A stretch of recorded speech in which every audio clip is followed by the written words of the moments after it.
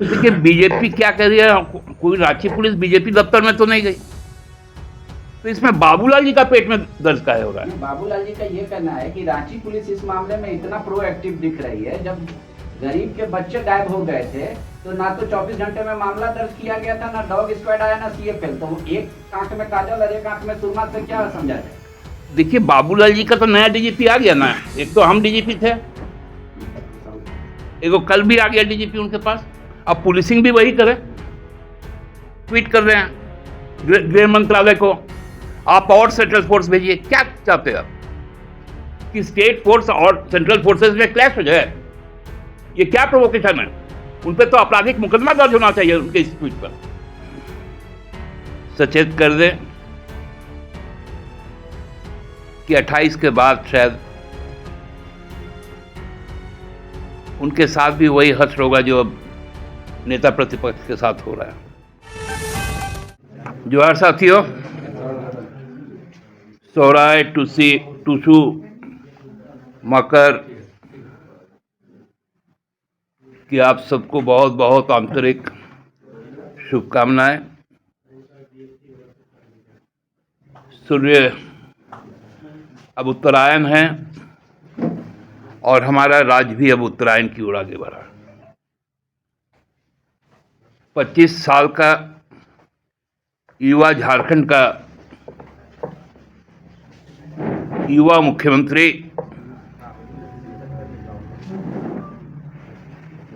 दुनिया के सबसे बड़े आर्थिक मंच पर राज्य को उपस्थापित करने के लिए आज दावोस पहुंचे। राज्य ने बहुत कुछ खोया है, त्याग किया है। राष्ट्र शक्ति को मजबूत बनाने के लिए अब समय आया कि राज्य अब अपने पैरों पर, अपने लक्ष्यों के साथ विश्व पटल पर खुद को प्रस्तुत कर रहा है। ये बहुत स्वर्णिम क्षण है जब हमारे माननीय मुख्यमंत्री हेमंत सोरेन जी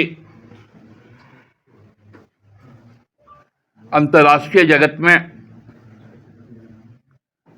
पहुंचकर यहाँ के जो खनिज संपदा है, मानव संपदा है, जैव संपदा है, वन संपदा है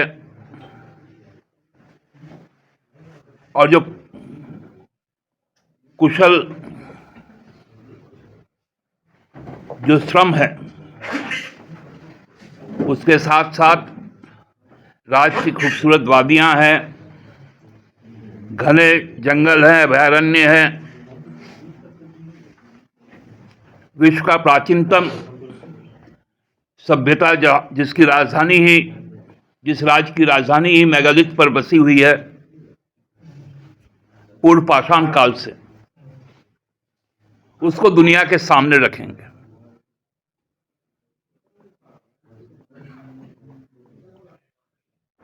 हमको लगता है कि जब दावोस के सम्मेलन के पश्चात जब स्थितियां स्पष्ट होंगी तो झारखंड नए ऊर्जा के साथ 2050 तक खुद को इस देश का सबसे मजबूत राज्य के तौर पर खड़ा कर लेगा।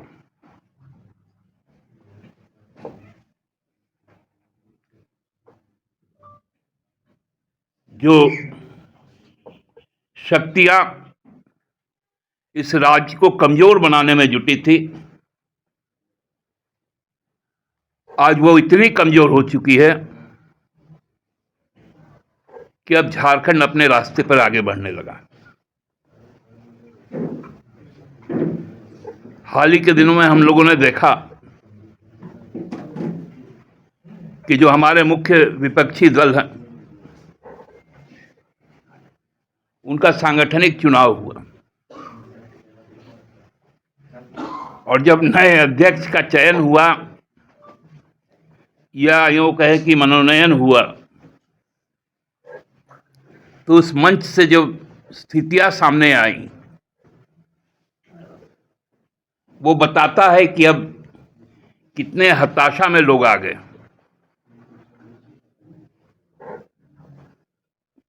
उस दल के जो वरिष्ठतम विधायक हैं, उन्होंने अध्यक्ष को बधाई देते हुए पूर्व अध्यक्ष पर जो टिप्पणी की कि कुतुब मीनार वाला आया राम गया राम, एक पूर्व मुख्यमंत्री ने जिस प्रकार कहा कि अब संगठन रसातल की ओर जाएगा,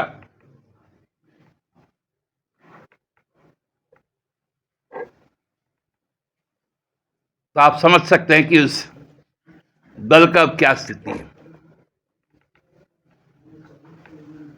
इसलिए अब झारखंड के सुखद दिन आने वाले हैं, क्योंकि भाजपा ने ही ठाना है कि अब हम लोगों को रसातल में रहना है।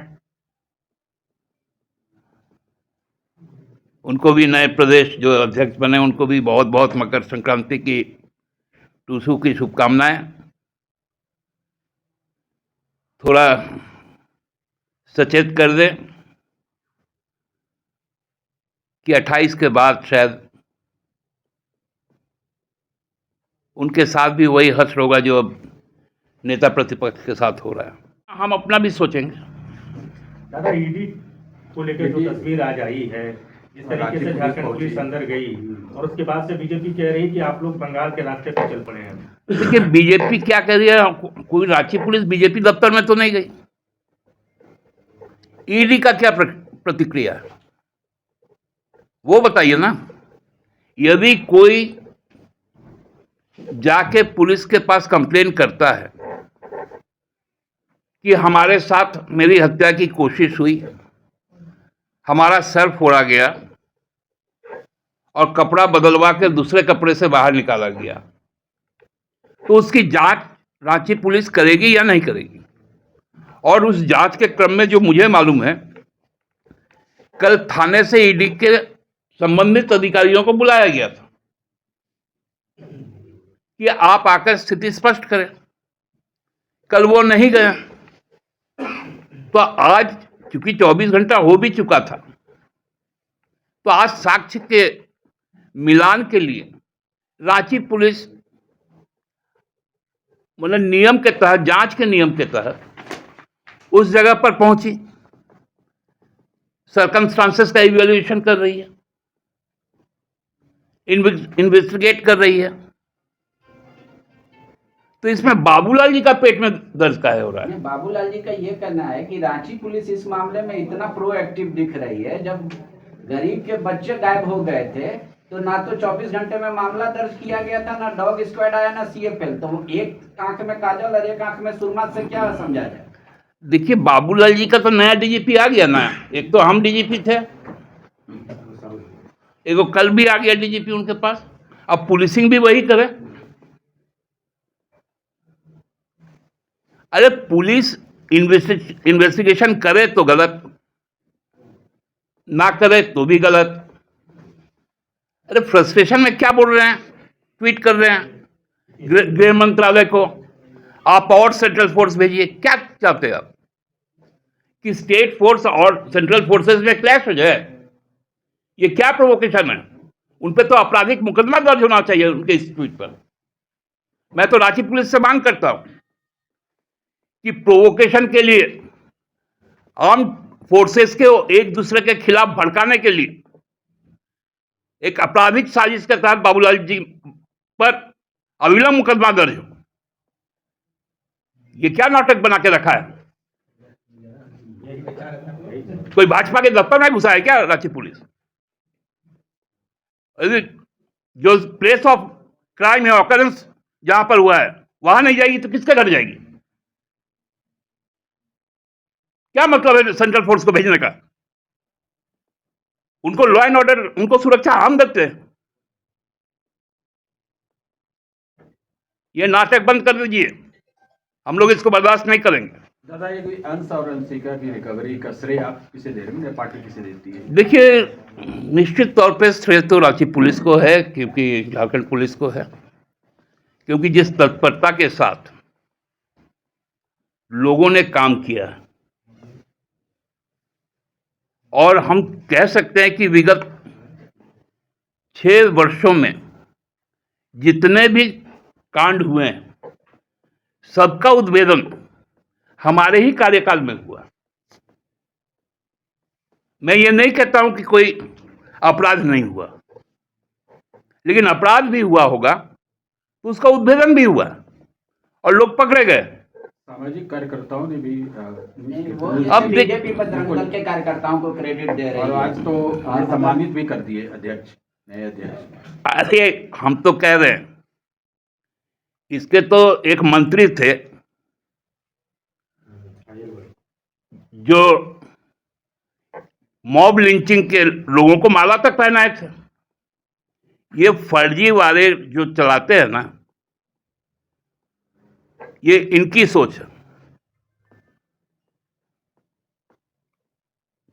मतलब देखने से सांप सूंघ जाता है, जिन लोग को वो लोग खोज के पकड़ लेगा। ये सब मतलब क्या कहे, मतलब मत बोलो, ये सार्वजनिक जगह है।